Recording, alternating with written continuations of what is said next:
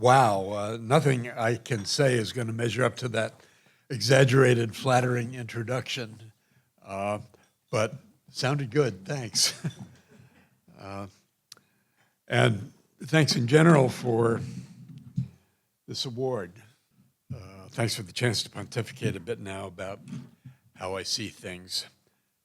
I've been lucky to have opportunities to do well in this business.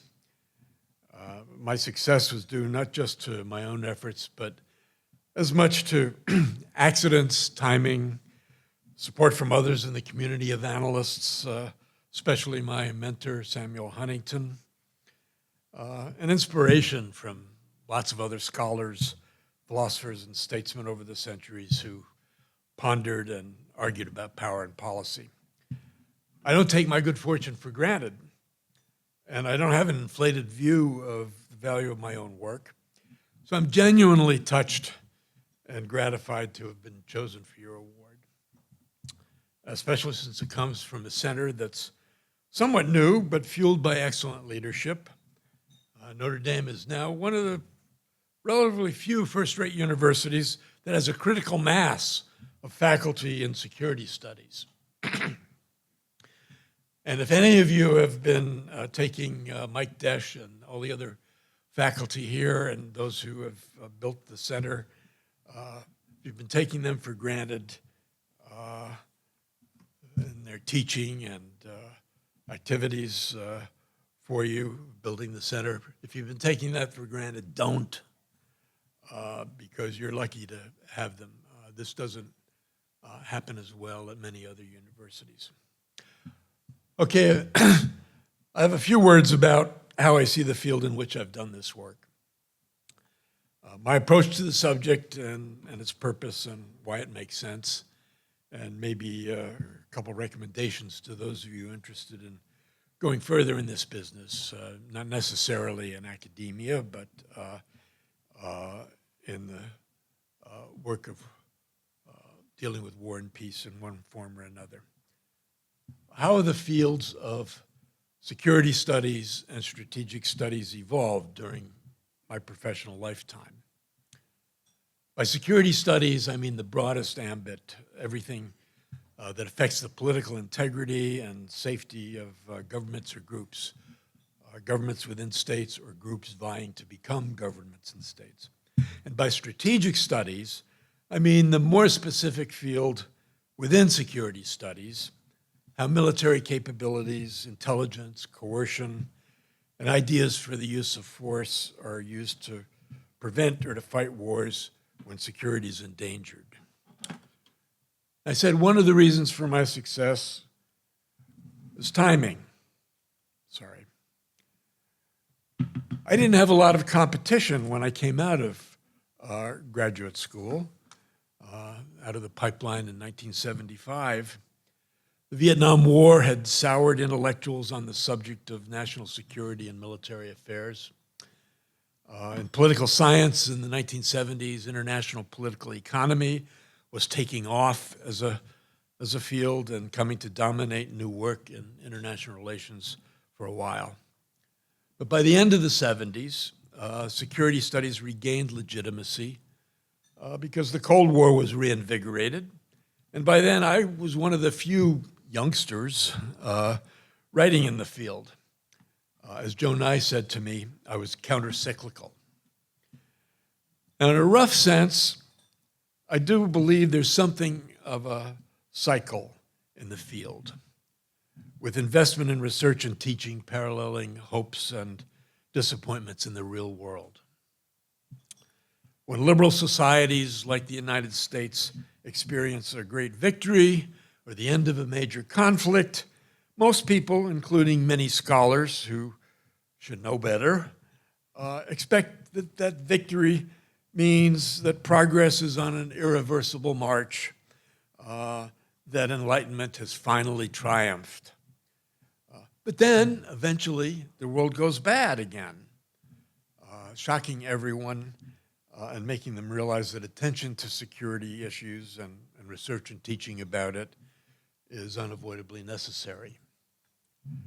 Now, this happened in the 1920s after World War I, International relations scholarship then was dominated by international law, only to be shaken then by the turmoil of the 1930s.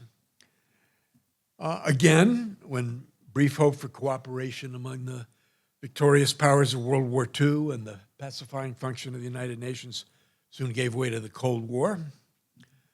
Again in the 1970s, when détente with Moscow and Beijing and arms control treaties seemed to point to permanent easing of military concerns, only to end with the Desert One disaster in Iran and the Soviet invasion of Afghanistan and the U.S. defense buildup. And again, after the end of the Cold War, which seemed to imply the end of history, but within a dozen years was interrupted by September 11th. And within a dozen years after that, the renewed conflict with Russia and China, resurrecting great power rivalry and renewed anxiety. And that's the phase we're in today.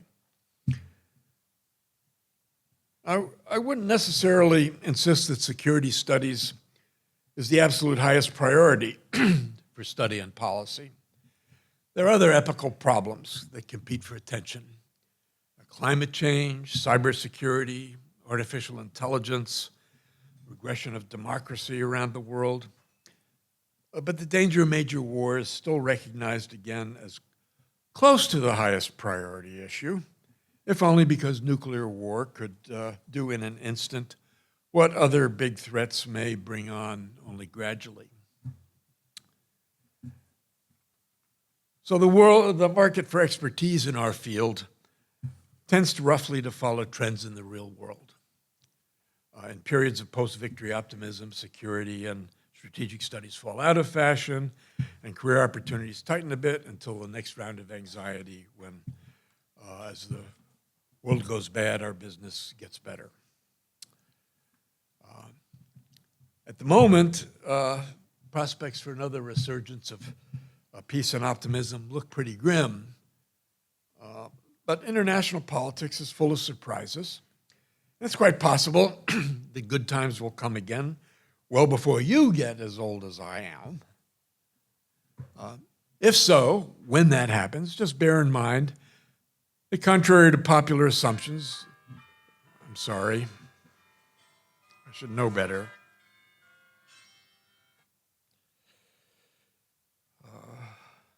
Chalk it up to the absent-mindedness of being an aging professor. Anyway, bear in mind that the good times won't last forever, and you shouldn't think about changing careers, as many students I knew did after the Berlin Wall fell. With ups and downs, there will, sadly, always be work for pessimists about international relations.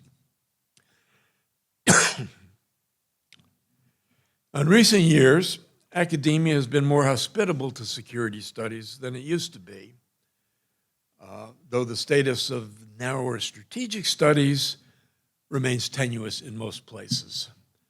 I imagine it doesn't have a lot to worry about here, but there's still not a lot of universities where there's a lot of support for the idea that people should learn about and spend their time thinking hard about war. And don't underestimate the persistence of intellectual hostility or indifference to the whole larger subject of security studies. On this, I recommend Mike Desch's hard-hitting book, Cult of the Irrelevant. There's still a lot of social science departments that don't consider it necessary or even legitimate, sorry, to have faculty specializing in security studies. Be glad you don't have that problem at Notre Dame. Defending the status of our field is a somewhat constant responsibility. But compared with most of the past, I think security and strategic studies these days are in fairly good shape.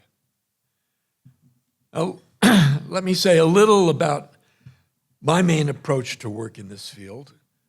First, about the intellectual lenses through which I see the business of research, and then how the academic framework should fit with matters of public importance. In principle, security and strategic studies are interdisciplinary. But apart from expertise on technology and economics, which are needed most at the policy end of the business, I think the main relevant disciplines for integrating theory and policy are political science and history. Now, I'm sort of a renegade political scientist, not in good standing with the orthodox trends of my discipline. A throwback who thinks that the science part of political science is a bit wobbly. And personally, I don't know why we insist on calling it political science. The economists don't call it economic science. I've always thought the best title for departments would be politics, which a few places like Princeton, Brandeis, and a couple others do. But anyway, we're stuck with political science. And I think, as a political scientist, we get to do the things that are most fun. That is generalizing, with the broadest generalizations being the most prized. And we do ransack history to illustrate our theories. Historians are usually much more skeptical about any explicit general theory, insisting on the uniqueness of events and complexity of causation, though I think they do smuggle their own theories into their work, sometimes without admitting it. Historians, I think, sometimes think of political scientists as reckless and fast and loose with their interpretations. But the lust for theory makes us political scientists adventurous. And in a crude sense, it seems to me that the theorists aim to paint like Matisse, simple, stark brushstrokes of a single form, while historians paint more like Bruegel, minute detail of complicated, heterogeneous elements interacting. So political scientists do the fun part, but historians should keep us honest. More specifically, though, I'm mainly interested in linking theory, or at least middle-range theory, and policy analysis. That's because I don't think either has much value isolated from the other. Theory that has no implications for applying the abstraction to policy can be aesthetically pleasing, but it doesn't have any utility. While a policy choice without a clear logic informed by proper theory is just arbitrary. You can justify anything if it doesn't follow from a consciously specified principle. So I like to think I'm about bridging the gap. That's a mission that gets a fair amount of attention in recent years, and on which there's been some progress. Mike's book surveys the woeful state of connections between academic work and government policy, especially before the latest collapse of the post-Cold War optimism. And there's still a big gap, but I do think things have gotten a bit better lately.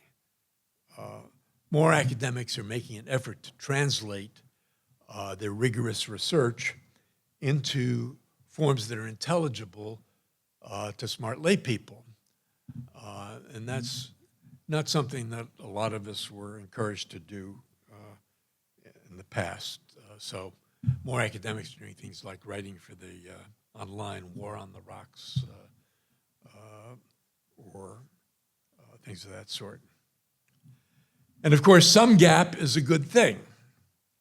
There's a limit to how much academic analysts can responsibly contribute to policy without warping what we're good at doing. We aren't full-scale policy experts plugged into day-to-day business or on the intricacies and contingencies that drive or constrain policy options. And there's a limit to how much we can accept policymakers to have time and energy after putting out fires to sit back and reflect on fundamentals.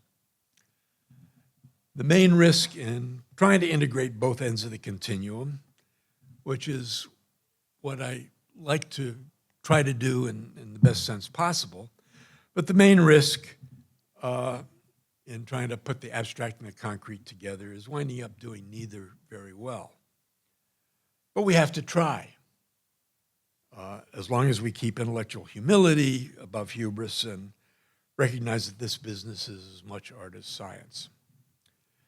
Now, one way to strike the balance, I think, is to promote arrangements for people on each side of the theory-policy divide, as it were, to get exposure in a little depth to the world of the other. The issues, preoccupations, insights, problems of the other's world that aren't obvious to those outside it. My observations in life have generally been that every group thinks that some other group's business or function is easier than it really is. Like teachers. University professors, they only teach a few hours a week, right? What a racket. They have all that time off. And the summers, they have no idea what we do. But anyway, I think that's a general problem. And smart people have that problem too. And more mechanisms to give people experience in the other's work, I think has spin-off benefits that intellectuals generally haven't appreciated. Well, duh, you might say, of course. But this isn't obvious to everybody. A lot of professions or guilds that only care about what their members do within the profession, and they see crossing into other lines of work as a wasteful distraction. I think government has done more to bridge the gap in personal experience than academia has. Some officers here tonight, for example, military professionals sent by the services to soak up some academic perspectives and return to duty, hopefully in some little way at least, wiser for the experience. A few academics get opportunities for the reverse, but not many. They don't get many incentives to do so from the academic profession. There's sabbaticals in government service. For example, Council on Foreign Relations International Affairs Fellowships, which place professors in staff positions in the Defense Department, National Security Council, and elsewhere for a year in lieu of taking their time off from teaching just to do research, but not many of these. And too many of us in the university culture, I think, believe doing anything beyond academia is a waste of time and shouldn't be credited as evidence of achievement that improves academic work. For me, a few very short but intense experiences at fairly high levels in government taught me a huge amount about how to understand realities of making and implementing policy. And they made my early publications far more insightful than they would have been otherwise. So professors usually like to think that our writing influences policy for the better. For me, it worked the other way around. I also made my reputation before Columbia, not at a university, but during 14 years in Washington at the Brookings Institution, where, as Dan Lindley mentioned, we first crossed paths, and where I rubbed shoulders daily, not only with PhDs, but with people from government and the military as well. Now, the chances for most professors to participate in government in serious ways have never been very numerous, at least outside the technical or natural science fields, where there's a lot of such interaction. The Kissingers, Brzezinskis, Condoleezza Rices are pretty rare. And most others tend to use any time they get away from teaching administration and administration at home to work on publishing. I think the political revolution in Washington that's coming in 6 weeks makes it likely that opportunities for this kind of interaction will get much worse in the next 4 years. But if and when the chance comes up after the incoming administration, or even now, I recommend that people think seriously about taking it. I said security studies is in fairly good shape these days. Progress comes with downsides of sorts. One that seems to me to be underappreciated is a problem of overproduction of analysis or pseudo-analysis. That is the profusion of outlets for commentary that are afforded by the modern technology of the internet, and where we can talk about publishing something when we mean it appears online, and anything can be published as long as someone's willing to type it on a keyboard. Maybe only a slight exaggeration to say I feel like every day in my email inbox I get a slew of unsolicited papers, bulletins, reports, columns by pundits, unfiltered by editors' rejections, which used to keep junk from getting into print and taking up our reading time. A lot of organizations now feel compelled to offer us online newsletters about some aspect of national security every day, whether there's anything important and original to say or not. With no required sacrifice of resources to publish, that is like the costs of printing and distribution, without the sacrifice of resources needed to put our ideas out, some people in this business never have an unpublished thought. And readers with the naturally lazy inclinations we all have at some times can spend as much time wading through the unoriginal or mediocre analysis as doing productive things. Every minute we spend surfing through much of this intellectual clutter is a minute not spent reading worthwhile ideas and analysis, which are usually in books and articles on paper. Yes, on paper. Yet we're often drawn to click on these things and at least skim them. And you skim to the end of something you clicked on, and then there's another link, you click on that. And it's like when you're in a restaurant that has a TV going, and you never want to watch the TV when you're in a restaurant, but somehow you find yourself looking up at it.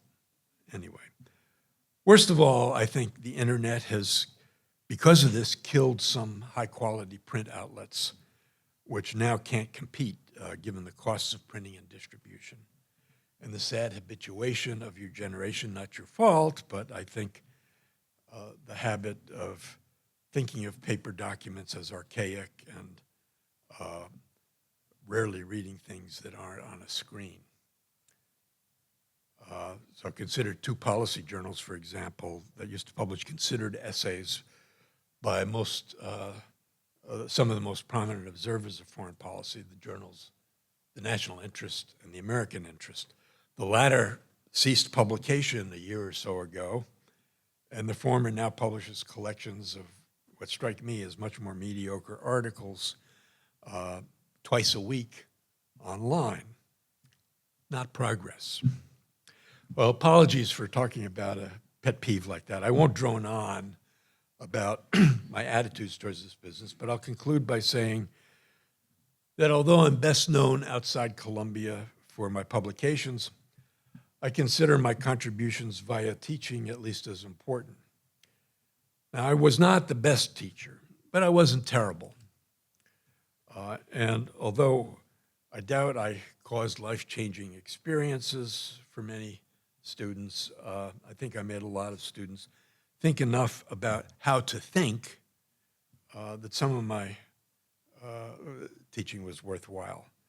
And I'm proud that some of my students have contributed a lot to the public interest, and I like to think I had some small, indirect part of that. Two of them are now members of Congress. One was just elected to the U.S. Senate from Michigan. A few others have been Undersecretary of Defense, Ambassador to China, staffers on the National Security Council, assistant secretaries, and so on. And others have gone the other way, to universities to make more students think about how to think. I wouldn't exactly call Joe Parent my student, but he did take my course.